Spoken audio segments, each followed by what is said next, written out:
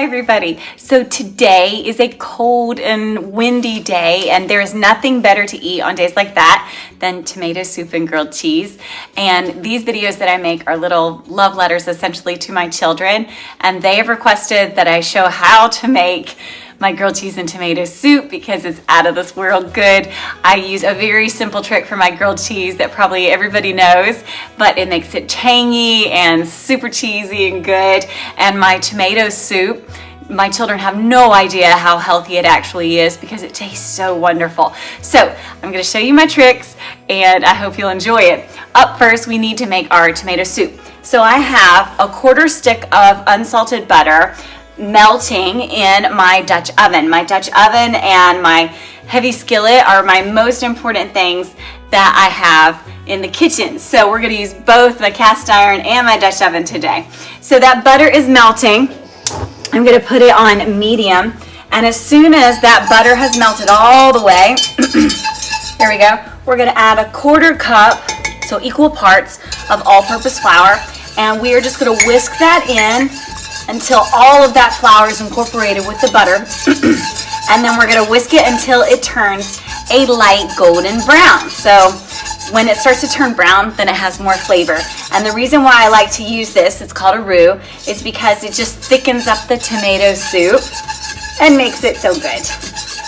So it doesn't take long at all, just 3 or 4 minutes for that roux to get to the color that we need. So as soon as it does that, I will show you our next steps, and the entire soup will come together and we'll be eating it in less than 30 minutes. Hi everybody, so my roux has started to turn a light golden brown, and I know that it's ready just because the smell changes. It smells like nuts, and I just know that that flavor is going to be wonderful. All the rest of the ingredients we are simply going to dump into this pot and let them simmer. So up first we're going to put 2 teaspoons of minced garlic, 6 ounces of frozen butternut squash, a cup of chicken broth, as much pepper as you like, and you can also adjust your seasonings at the very end when you taste it to make sure it's just the way you want it. We're going to start with just a teaspoon of salt. And when I have fresh basil on hand, I like to use it, an entire handful that you just throw into the pot because we're going to puree it later.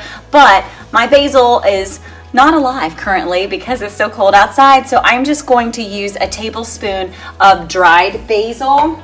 Now we're going to put in 2 cans, 28-ounce cans of crushed tomatoes and 1 28-ounce can of tomato sauce. Now we're going to stir this and let it simmer for 25 minutes, occasionally stirring it. And after those 25 minutes are up, the squash will be very tender, and we are going to use either an immersion blender, which I'll show you in a little bit, or you could use your regular blender and make it nice and silky smooth, and then we'll add a cup of heavy cream and we'll be ready to make some grilled cheese after that. Hi everybody, so my tomato soup has been simmering for 25 minutes on low, and it is now all married together. We're going to take an immersion stick blender and just puree it until it is velvety smooth, or you could transfer it into your blender and make it smooth. Hi everybody. So the key to my wonderful grilled cheese that I make for my babies is mayonnaise. And you just need a little bit, but it makes the most wonderful crust on this grilled cheese. So I use Nature's Own white wheat. You can use whatever bread you like, but I do a thin slathering of mayo on it, and then 2 slices of velveeta cheese, and then of course mayonnaise on the other slice. And you're just going to saute that in your skillet in a pat of butter until it is golden brown, and then flip it over and do the same. And you want to keep it on medium to medium low so all of that cheese will melt inside of it. If it's struggling to melt, you can take another skillet and turn it upside down and put it on top of that one so it can get all hot and steamy and melt that cheese. But I'm going to show you what it looks like after I flip it and it's just to die for.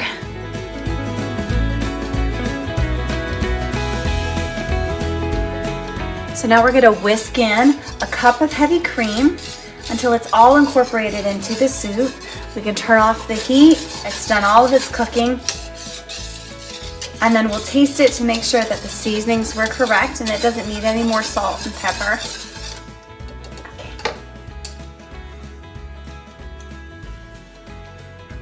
Oh, it's so good. I love it. Okay, so we're gonna serve this up with some grilled cheese in just a moment. Hi everybody, so I have garnished my tomato soup with some grated Parmesan cheese, and I've got my golden brown grilled cheese, so yummy and crunchy on the outside but ooey gooey on the inside.